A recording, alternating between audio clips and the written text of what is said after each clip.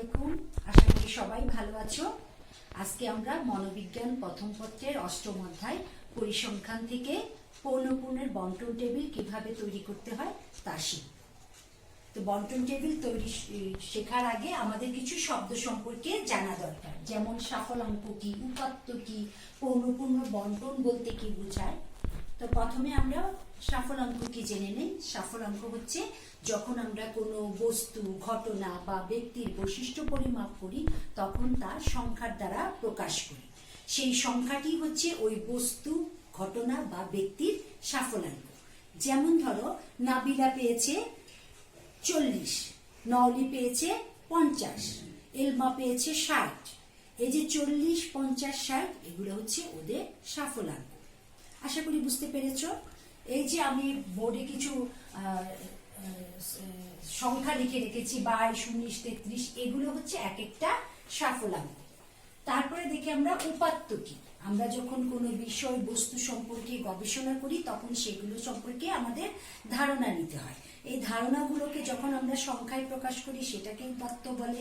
আবার আমরা একদম উপাত্তের সংজ্ঞা যদি বলি তাহলে আমরা বলতে পারি গবেষণার উদ্দেশ্যে, গবেষণা কার্যে ব্যবহৃত বৈশিষ্ট্যের সংখ্যাত্মক প্রকাশকে বলা হয় উপাত্ত।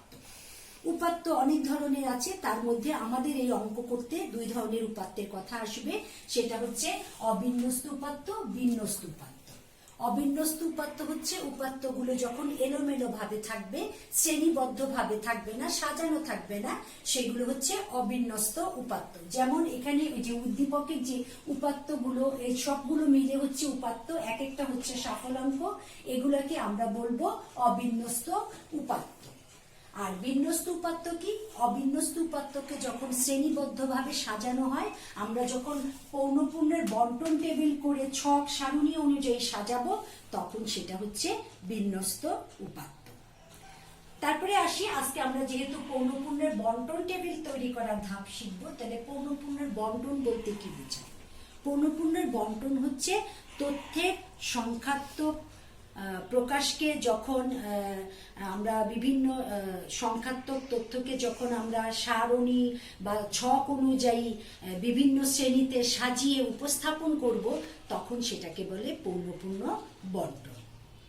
বুঝতে পেরেছ সবাই? তাহলে আসো আমরা পৌনঃপুন্যের বন্টনের কতগুলো বন্টন গঠনের কতগুলো ধাপ রয়েছে, পৌনঃপুন্য বন্টন টেবিল তৈরি করার বা গঠনের কতগুলো ধাপ রয়েছে। 6টা ধাপ আছে। সেই ধাপগুলো আমরা কি দেখি। প্রথম ধাপ হচ্ছে পরিসর নির্ণয়। পরিসর হচ্ছে সর্বোচ্চ সংখ্যা থেকে সর্বনিম্ন সংখ্যা বিয়োগ করে তার সাথে যদি 1 যোগ করা হয় তাহলে যে মান পাওয়া যায় তাই হচ্ছে পরিসর। তো পরিসরের ক্ষেত্রে দেখা যাচ্ছে অনেক সময় আসে কেন 1 যোগ করা হয়। অনেক সময় দেখা যায় যে সর্বোচ্চ সংখ্যার থেকে সর্বনিম্ন সংখ্যাটা বাদ দিলে তাহলে সর্বনিম্ন সংখ্যাটা বাদ পড়ে যাচ্ছে। একজন তো পেলো, সর্বনিম্ন সংখ্যা তো একজন পেয়েছে, তাহলে একটা সংখ্যা উপস্থিত আছে কিন্তু সেটা বাদ হয়ে যাচ্ছে। সেই কারণে সবচেয়ে ছোট বড় সংখ্যা থেকে সবচেয়ে ছোট সংখ্যা বিয়োগ করে তার সাথে 1 যোগ করা হয় পরিসরের ক্ষেত্রে। তাহলে আমরা অঙ্ক করতে করতে এই ধাপগুলো দেখি। তাহলে আমরা দেখি যে আমরা যে উদ্দীপকটি দিয়েছি 30 জন ছাত্রছাত্রী একটি পরীক্ষা প্রাপ্ত নম্বর হচ্ছে এগুলো। তাহলে এখানে মোট সংখ্যা হচ্ছে 30। প্রাপ্ত নম্বরগুলো একটি শ্রেণীবদ্ধ উপাত্ত তৈরি করো বা পৌনঃপুন্য বন্টন টেবিল তৈরি করো। তাহলে এখানে আমরা দেখব পরিসর আগে বের করে নিতে হবে আমাদের। পরিসর সমান সমান সর্বোচ্চ সংখ্যা মাইনাস সর্বনিম্ন সংখ্যা যোগ 1। তাহলে এখানে দেখো সর্বোচ্চ সংখ্যা কত? সর্বোচ্চ সংখ্যা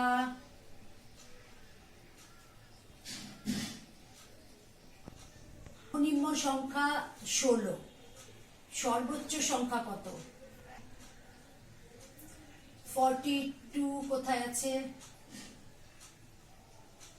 এই তো। তাহলে 42 বিয়োগ 16 যোগ 1 কত হয়? দুটো বিয়োগ করলে হয় 26 যোগ 1 তাহলে কত? 27। তাহলে হলো 27। তাহলে পরিসর হলো 27। তারপরে দেখো শ্রেণী সংখ্যা নির্ধারণ। তাহলে পরিসর ঠিক আছে, তাহলে পরিসর আমরা নির্ণয় করলাম 27। তারপরে দ্বিতীয় ধাপ হচ্ছে শ্রেণী সংখ্যা নির্ধারণ, অর্থাৎ আমরা যে সারণী বা ছক করব সেখানে কয়টা শ্রেণী হবে সেটা আমাদের জানতে হবে। তাহলে শ্রেণী সংখ্যা সূত্রটা কি দেখো, পরিসর ডিভাইডেড বাই শ্রেণী সীমা বা শ্রেণী ব্যবধান, ক্লাস ইন্টারভেল। হ্যাঁ, তাহলে আমাদের পরিসর তো 27 আমরা পেয়ে গেলাম। এখন শ্রেণী সীমা বা শ্রেণী ব্যবধান কত নিব, তো শ্রেণী সংখ্যা কত হবে সেটার উপর নির্ভর করে।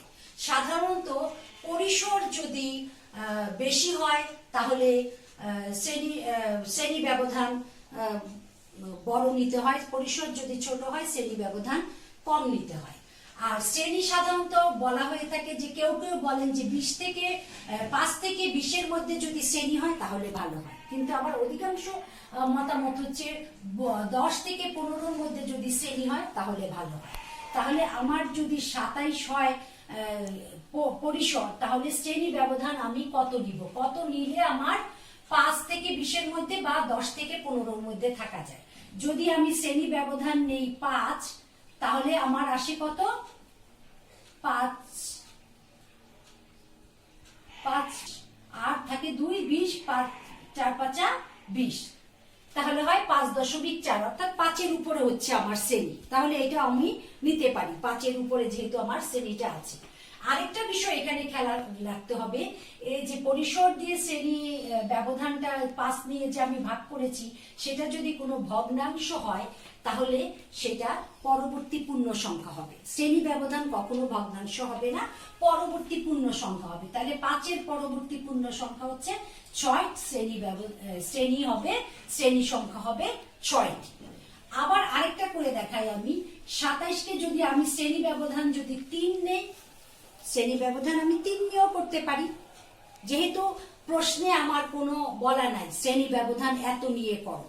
অনেক সময় প্রশ্ন দিয়ে তখন আর আমাদের চয়েস থাকে না, কিন্তু শ্রেণী ব্যবধান যদি আমি 3 নেই তাহলে 3 দিয়ে করলে কত, 3 9 27, তাহলে শ্রেণী হবে 9টি।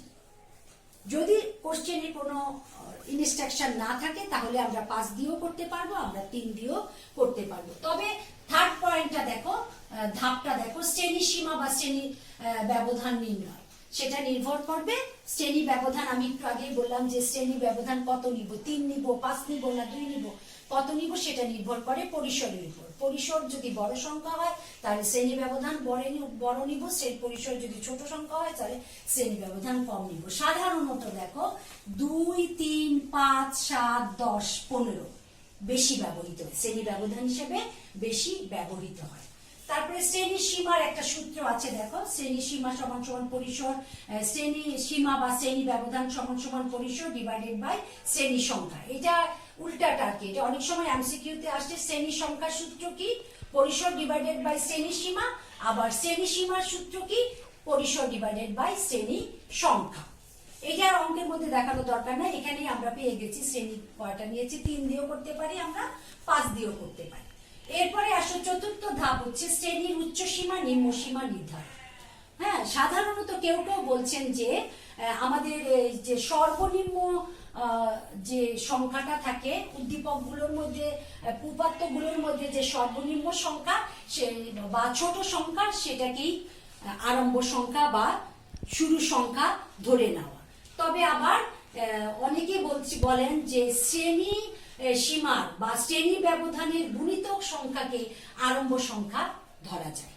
শ্রেণী ব্যবধানের গুণিতক সংখ্যাকে, যেখানে কোনো ধরনের গুণিতক হয়ে গেছে, হ্যাঁ, কোনো ধরনের নাই, তাহলে যদি আমরা এইটা দেখি যে তাহলে আমাদের আরম্ভ সংখ্যা কত, 16।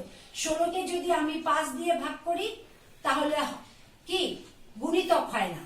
হ্যাঁ, আবার যদি আমি এখানে 16 না ধরে 18 ধরি, আরম্ভ সংখ্যা যদি আমি 15 ধরি, তাহলে আরম্ভ সংখ্যা 5 যদি শ্রেণী ব্যবধান গুণিতক 3 5 15, তাহলে এটা গুণিতক হয়।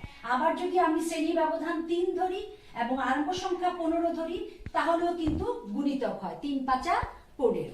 তো অনেকে বলছেন যে আরম্ভ সংখ্যাটা এমন হবে যেটা শ্রেণী ব্যবধানের গুণিতক হয়, অর্থাৎ ভাগ শেষ থাকবে না, ফ্র্যাকশন থাকবে না।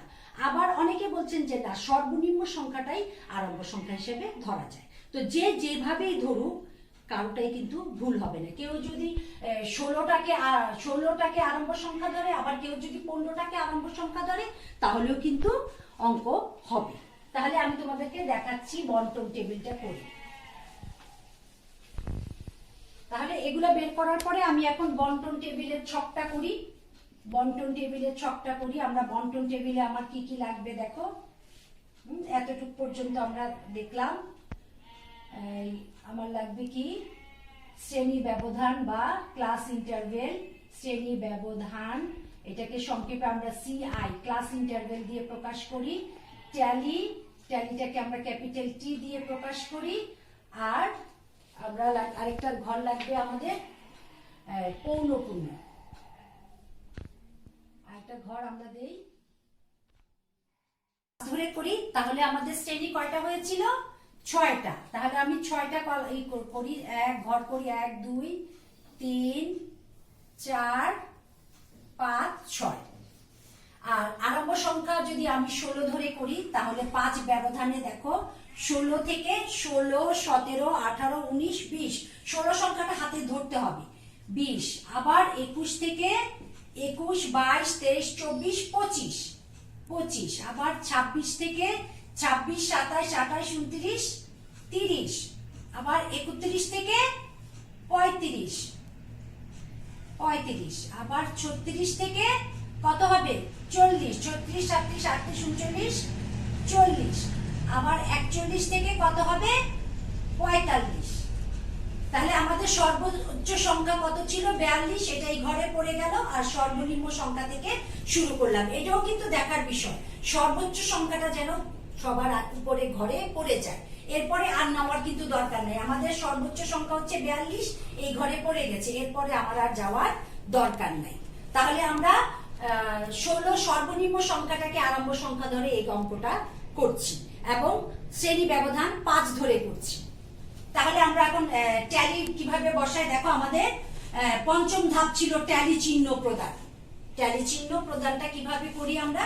ট্যালি চিহ্নতে যে 1 2 3 4, যখন 5 হবে, 5টা ঘর পড়বে, তখন আমরা এইভাবে দিব। এটা হচ্ছে 5, আবার 6 7 8 9 এভাবে দিলে 10। এভাবে আমরা ট্যালি চিহ্নটা প্রদান করব। তাহলে আমরা দেখি ট্যালি চিহ্নটাকে যখন আমরা সংখ্যায় প্রকাশ করব, সেটাকে বলা হয় পৌনপূর্ণ। তাহলে আমরা দেখি যে উদ্দীপক থেকে ট্যালিগুলো বসাই। প্রথমে দেখো, কখনোই কিন্তু গ্রুপ অনুযায়ী 16 থেকে 20-এ কয়টা আছে এভাবে দেখবে না, 21 থেকে 25-এ কয়টা আছে এভাবে দেখবে না। আমি যেভাবে দেখাচ্ছি সেভাবে খেয়াল করো। প্রথম সংখ্যাটি হচ্ছে 22, 22টা আমি কাটবো। 22 কোথায় পড়ে দেখো? 21 থেকে 25-এর মধ্যে পড়ে, এখানে আমি একটা ট্যালি দিব। তারপরে দেখো 29, 29 কোন ঘরে পড়ে? 26 থেকে 30-এর মধ্যে, এখানে একটা ট্যালি দিব। 33, 33 কোন ঘরে পড়ে? 31 থেকে 35-এর মধ্যে, এখানে একটা ট্যালি দিব। 25 কোন ঘরে পড়ে? 25 এই যে এই ঘরে পড়ে, এখানে ট্যালি দিব। 30, 30 কোন ঘরে পড়ে? এই যে 26 থেকে 30-এর ঘরে। 20 কোন ঘরে পড়ে? 20 এই যে প্রথম ঘরে 16 থেকে 20-এ। তারপরে 41 কোন ঘরে পড়ে? 41 থেকে 45-এর মধ্যে। 27 কোন ঘরে পড়ে? 27 26 থেকে 30-এর মধ্যে। তারপরে 26 কোন ঘরে পড়ে? এই 26 থেকে 30-এর মধ্যে এই। তারপরে 37, 37 কোন ঘরে? 36 থেকে 40-এর মধ্যে। 42 কোন ঘরে পড়ে? সবচেয়ে উপরে। তারপরে 19 কোন ঘরে পড়ে? 16 থেকে 20-এর মধ্যে। তারপরে 16 কোন ঘরে পড়ে? এই এখানে। 32 কোন ঘরে পড়ে? 32 এই যে 31 থেকে 35-এর মধ্যে। তারপরে 38 কোন ঘরে পড়ে? 36 থেকে 40-এর মধ্যে। 35 কোন ঘরে পড়ে? এই যে 31 থেকে 35-এর মধ্যে। তারপরে 40 কোন ঘরে পড়ে? 40 36 থেকে 40-এর মধ্যে। 21 কোন ঘরে পড়ে? 21 থেকে 25-এর মধ্যে। তারপরে 39 কোন ঘরে পড়ে? 39 এই ঘরটায়। তারপরে 29 29 29 এই যে এই ঘরটায়। দেখো এখানে খেয়াল করো, 26 থেকে 30-এর মধ্যে আছে 29, এখানে 1 2 3 4টা দাগ দেওয়া হয়ে গেছে। এখন পঞ্চম দাগটা দিব এইভাবে, এই 29। এবার দেখো 34, 34 পরে এই যে 31 থেকে 35-এর ঘরে। তারপরে 26, 26 পরে 26 থেকে 30-এর ঘরে, একটু দূরে যে দিব। তারপরে 31 পরে 31 থেকে যেখানে 4টা হয়ে গেছে, এখানে এই যে 5 দিলাম। 37, 37 পরে 36 থেকে 40, এখানেও 5 এর জন্য এখানে একটা দিলাম। 20, 20 পরে সবচেয়ে নিচের ঘরে। 28, 28 পড়ছে কোন ঘরে? 26 থেকে 30 এর ঘরে 28। তারপরে 31, 31 পড়ছে 31 থেকে 35 এর ঘরে, একটু দূরে দিলাম। তারপরে 27, 27 পরে 26 থেকে 30 এর মধ্যে, এই যে দিলাম। 34, 34 পরে 34, 34, 31 থেকে 35 এর মধ্যে, এই দিলাম। এবার হচ্ছে 26, 26 পরে 21 থেকে 25 এর মধ্যে, এই যে। তাহলে আমার 30টা সফলাঙ্ক ট্যালি চিহ্ন দিয়ে বসালাম। এবার দেখো, ট্যালি চিহ্নটাকে যখন আমরা সংখ্যায় প্রকাশ করব তখন সেটাকে বলে পৌনঃপুন্য। যেমন ধরো, প্রথম এখানে আছে 2টা দাগ, তাহলে 2। এখানে আছে 4, আর এখানে একটা 5টা দাগ, এখানে হচ্ছে 5। এখানে 5 আর 2 7, এখানে 5 আর 3 8, এখানে 4টা 4, এখানে 4টা 4। এখন এই পৌনঃপুন্য গুলোকে যোগ করলে, যেহেতু এখানে সফলাঙ্ক ছিল 30 জন ছাত্রছাত্রী, এগুলো যোগ করে দেখি আমরা 30 হয় কিনা। দেখো তো 30 হয় কিনা। আর 15, 16, 17, 18, 19, 20, 21, 22, 23, 24, 25, 26, 27, 28, 29, নাকি? কয়টা হলো? এগুলো যোগ করে আমি দেখতে পাচ্ছি যে সফলাঙ্কের মোট সংখ্যা n হচ্ছে সফলাঙ্কের মোট সংখ্যা বা পৌনঃপুন্যের সমষ্টি, এটা হচ্ছে 30। এই হচ্ছে আমাদের প্রশ্নের উত্তর, প্রাপ্ত নম্বরের একটি শ্রেণীবদ্ধ উপাত্ত বা পৌনঃপুন্য বন্টন টেবিল করলাম। এখন আমি আরেকভাবে দেখাই। অনেকে হয়তো যে এখানে যে বলেছি আমরা যে গুণিতক, গুণিতক হলে ভালো হয়। অনেকে আবার বলছেন যে আরম্ভ সংখ্যাটা এমন হওয়া দরকার যেটা কি শ্রেণী ব্যবধানের গুণিতক হয়। তাহলে আরম্ভ সংখ্যাটা আমি 16 ধরেছি, এটা গুণিতক হয়নি। আমাদের সর্বনিম্ন সংখ্যা 16 ছিল দেখে আমি 16 ধরেছি। এখন আমি যদি আরেকভাবে করি, যে আমার সর্বনিম্ন সংখ্যা যদি আমি ধরি 15 ধরি। 15 যেহেতু কি 15 যেহেতু এখানে আমি ক্লাস ইন্টারভেল ট্যালি এফ সংক্ষেপে লিখে দিলাম। আমি যদি 3 ব্যবধান 15টাকে আরম্ভ সংখ্যা ধরে 5 ব্যবধান নিয়ে করি, তাহলে দেখো কি হয়। হ্যাঁ, তাহলে দেখো আমরা কি হয়। আবার এই যে এরকম করে যে করতে হবে তা না। সব আমাদের মনোবিজ্ঞান বইগুলোতে তোমরা দেখবে যে ছোট শ্রেণী থেকে বড় শ্রেণী উপরের দিকে, নিচের দিকে ছোট শ্রেণী, উপরের দিকে বড় শ্রেণী। আবার উপরের দিকে ছোট শ্রেণী, নিচের দিকে বড় শ্রেণী করলে যে হবে না তা না, করলেও হবে। তাহলে আমরা এভাবে একবার করে দেখি। 15 থেকে 19, 15, 16, 17, 18, 19, 5 ব্যবধান রেখে আমি করছি। 20 থেকে 24, 25 থেকে 29, 30 থেকে 34, 35 থেকে 39, 40 থেকে 44। আমি শ্রেণী ব্যবধান 5 ধরেছি, তবে আরম্ভ সংখ্যাটা 15 ধরেছি। যেহেতু 15 আরম্ভ সংখ্যা হলে শ্রেণী ব্যবধানের গুণিতক হয়। দুইটা মতবাদী আছে, কেউ বলছেন ছোট সংখ্যাটাকে আরম্ভ সংখ্যা ধরা যায়, আবার কেউ কেউ বলছেন যে না, আরম্ভ সংখ্যাটা এমন হবে যা শ্রেণী ব্যবধানের গুণিতক হয়। সেইভাবে আমি করে দেখাচ্ছি। আবার অনেক সময় ছোট শ্রেণী নিচের দিকে থাকে, বড় শ্রেণী উপরের দিকে। আমাদের বেশিরভাগই বইগুলোতে এই জিনিসটাই ফলো করে। আবার যদি কেউ ছোট শ্রেণী উপরে, বড় শ্রেণী নিচে করে, তাহলেও কোনো সমস্যা নাই। তাহলে আমি এখানে ট্যালি বসিয়ে দেখি। দেখো, আমি এভাবে এখন একটু রাইট দিয়ে দেখি। 22 কোথায় বসবে? 20 থেকে 24 এর মধ্যে। 29 কোথায় বসবে? 29, 25 থেকে 29 এর মধ্যে। 33 কোথায় বসবে? এখানে। 25 বসবে কোথায়? 25 এখানে। 30 বসবে এখানে। 20 এখানে। তারপরে 41 এই 41। 27 এখানে। তারপরে 26ও এখানে। 37 এখানে। তারপরে 42 এখানে। 19 এখানে। তারপরে 16 এখানে। তারপরে 32 এখানে। 32 এর পরে 38 এখানে। 35 এখানে। 40 এখানে। 21 21 এখানে, তারপরে 39 39 এখানে, 29 29 এই যে এখানে 4 হয়ে গেছে, এই যে 5, 34 34 34 34 কোথায়, এই যে এখানে 34, তারপরে হচ্ছে 26 26 হচ্ছে এখানে, 31 31 হচ্ছে যেখানে 5টা হলো, 37 37 হচ্ছে এখানে একটা 5 হলো, 20 20 হলো এই যে এখানে, তারপরে 28 28 28 হচ্ছে এখানে, তারপরে 31 31 হচ্ছে এই যে একটু দূরে দিলাম, 27 27 কোথায় হয়, 27 এই যে এখানে, এখানে, তারপরে 34 34 হচ্ছে এখানে, 26 26 26 এখানে। তাহলে আমরা 15 ধরে আরম্ভ সংখ্যায় আর একটা করে দেখালাম তোমাদেরকে। এখন দেখো এখানে কত, 2টা 2, এখানে 4, এখানে 5 6 7 8 9, 5 2 7 5 3, এখানে n কত দেখো,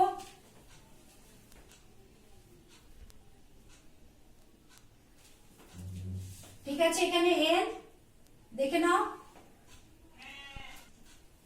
n হচ্ছে, তাহলে এখানে এগুলো যোগ করে দেখতে হবে, n 30টা সফলাঙ্ক বসিয়েছি, এখানে এগুলো যোগ করলে, পূর্ণগুলো যোগ করলে 30 হতে হবে।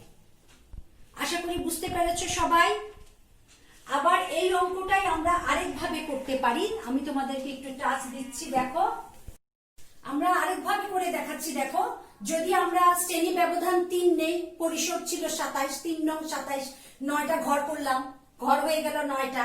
আর আমি যদি আরম্ভ সংখ্যা 16 ধরে করি, তাহলে 3 ব্যবধানে 16 থেকে 18, 19 থেকে 21, 22 থেকে 24, 25 থেকে 27, 28 থেকে 30, 31 থেকে 33, 34 থেকে 36, 37 থেকে 39, 40 থেকে 42। 42 হচ্ছে আমাদের সর্বোচ্চ সংখ্যা, তাহলে সর্বোচ্চ সংখ্যাটা পড়েছে, আর সর্বনিম্ন সংখ্যা থেকে আমি শুরু করেছি। এইভাবে আবার আমরা ট্যালি বসিয়ে করতে পারবো, ঠিক আছে। আবার এই সেম অঙ্কটাই আমরা দেখি, হ্যাঁ, যদি আমরা আরম্ভ সংখ্যা 15 ধরি, যেটা 3 এর সাথে 3 5 15, শ্রেণী ব্যবধান 3 এর সাথে গুণিতক হয়, তাহলে আরম্ভ সংখ্যা আমরা 15 ধরেও করতে পারি। আরম্ভ সংখ্যা আমরা 15 ধরে করলে দেখো শ্রেণীটা কি হবে আমাদের, এখানে ক্লাস ইন্টারভেল ট্যালি পৌনঃপুন্য 9টা শ্রেণী হবে, 1 2 3 4 5 6 7 8 9টা শ্রেণী। এখানে আমরা কি করব, আরম্ভ সংখ্যা 15 ধরে করলাম, 15 16 17 18 19 20 21 22 23 24 26 27 28 29 30 30 32 33 34 35 36 37 38 39 40 41। এইটার দিকে খেয়াল করো সবাই, একটু দেখো আমাদের, আমরা যখন আরম্ভ সংখ্যা 15 নিলাম শ্রেণী ব্যবধানের গুণিতক দেখে, তখন আমাদের 9টা শ্রেণী হওয়ার কথা, কিন্তু আমাদের দেখো সর্বোচ্চ সংখ্যাটা কিন্তু পড়ে নাই। সর্বোচ্চ সংখ্যা কত? সর্বোচ্চ সংখ্যা হচ্ছে 42, সর্বোচ্চ সংখ্যা হচ্ছে 42, কিন্তু আমার এখানে দেখো ভুল হয়েছে কিনা দেখো, 15 16 17 18 19 20 21 22 23 24 26 27 29 30 31 32 33 34 36 37 39 40 41। তাহলে আমাদের কিন্তু কি সর্বোচ্চ সংখ্যা ছিল কত? 42। 42 কিন্তু এই ঘরে পড়ে নাই। তখন কি করতে হবে? আমাকে কিন্তু দুইটাই দেখতে হবে, এই যে আর উচ্চ সীমা নিম্ন সীমা নির্ধারণ, দুইটাই কিন্তু নির্ধারণ করতে হবে। তাহলে আমি নিম্ন সীমাটা আমার 16 এখানে পড়েছে, কিন্তু উচ্চ সীমা আমার 42। 42 কিন্তু এই ঘরে পড়ছে না। সেই ক্ষেত্রে আমাদের কি করতে হবে? একটা ঘর বাড়িয়ে নিতে হবে। দেখো একটা ঘর বাড়িয়ে নিতে হবে আমাকে। হ্যাঁ, এখানে আমার 42 থেকে 44, 42 43 44 এই ঘরটা আমাকে বাড়িয়ে নিতে হবে। খেয়াল করেছো সবাই? এই জন্য কিন্তু আমি দেখো কয়েকভাবে দেখাচ্ছি। এই অঙ্কটা আমরা 4 ভাবে করতে পারি যদি কোশ্চেনে কোনো ইন্ডিকেশন দেওয়া না থাকে। হ্যাঁ, তাহলে এখানে আমাদের দেখি যেহেতু কি হলো, এখানে সমস্যাটা কি হলো, আমার সর্বোচ্চ সংখ্যা 42 পড়ে না 9টা শ্রেণীতে। তখন আমাকে একটা শ্রেণী বের করতে হবে, কারণ 42 তো একজন পেয়েছে, তা না হলে আমাদের n 29 হবে যদি আমি 42 না বসাই। কিন্তু আমাদের এখানে মোট ছাত্রছাত্রী সংখ্যা হচ্ছে 30, তাহলে আমার 30 হবে না। এই করে আমি আবার ট্যালি বসাবো, সংখ্যায় বসাবো এবং আমার 30 জন ছাত্রছাত্রী হতে হবে। আরেকটা বিষয় তোমাদের গুরুত্বপূর্ণ, দেখো, যদি আমি এই প্রশ্নে লিখে দিতাম যে আরম্ভ সংখ্যা 15, শ্রেণী ব্যবধান 5, তাহলে কিন্তু আমার কোনো চয়েস থাকতো না। তাহলে কিন্তু আমি এই যে 4 ধরন ভাবে যদি 50 জন স্টুডেন্ট 4 রকম ভাবে অঙ্ক করে, আমাকে কিন্তু সবাইকে মার্কস দিতে হবে।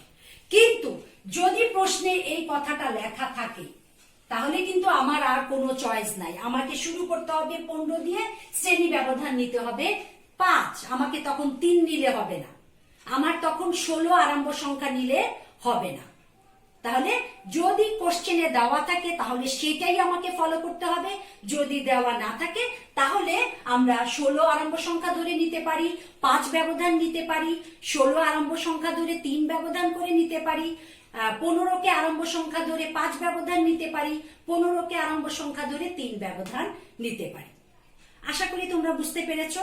তাহলে তোমরা এই দুইটা আর আমি ট্যালি করে দেখালাম না, তোমরা বাসায় ট্যালি করে দিবে, ঠিক আছে? তাহলে পৌনঃপুন্যের বন্টন টেবিল কিন্তু আমাদের, আবার যদি কোনো দুই একটা ভুল হয় তাহলেও কিন্তু তোমাকে 0 দিবে না। হ্যাঁ, এখানে একেবারে 0 পাওয়ার সম্ভাবনা নাই। তুমি যদি কিছুটা অংশ ভুলও করো তাহলেও কিন্তু তোমাকে কিছু নম্বর পাবে। তো আশা করি এরকমই আমাদের পরিসংখ্যান থেকে, এখান থেকে আসতে পারে সাফল্যাঙ্ক কি, উপাত্ত কি, অবিন্যস্ত উপাত্ত কাকে বলে, বিন্যস্ত উপাত্ত কাকে বলে, পৌনঃপুন্যের বন্টন কি, এগুলা জ্ঞানমূলক প্রশ্ন আসতে পারে, অনুধাবনমূলক প্রশ্ন আসতে পারে, পরিসর ব্যাখ্যা করো, এমসিকিউতে আসতে পারে পরিসরের সূত্র নিচের কোনটি, শ্রেণী সংখ্যার সূত্র কোনটি, এই ধরনের জিনিস আসতে পারে। ট্যালি চিহ্ন কোনগুলাকে বলা হয়, এরকম দিয়ে বলা যায়। তারপরে গ এবং ঘতে আসে, গতে সাধারণত আসে যে এরকম শ্রেণীবদ্ধ উপাত্ত তৈরি করো বা পৌনঃপুন্য বন্টন টেবিল তৈরি করো, এটা সাধারণত গতে আসে। পরে আমরা পরিসংখ্যানের যে আরো অঙ্কগুলো আছে সেগুলো শিখবো, সেখান থেকে হয়তো অন্য ডি নম্বরের অঙ্ক আসতে পারে। আশা করি তাহলে পরিসংখ্যান তোমাদের কঠিন মনে হবে না। আমরা বারবার প্র্যাকটিস করব, তাহলে পরিসংখ্যান অনেক সহজ মনে হবে। তাহলে আজকে এই পর্যন্তই। আল্লাহ হাফেজ।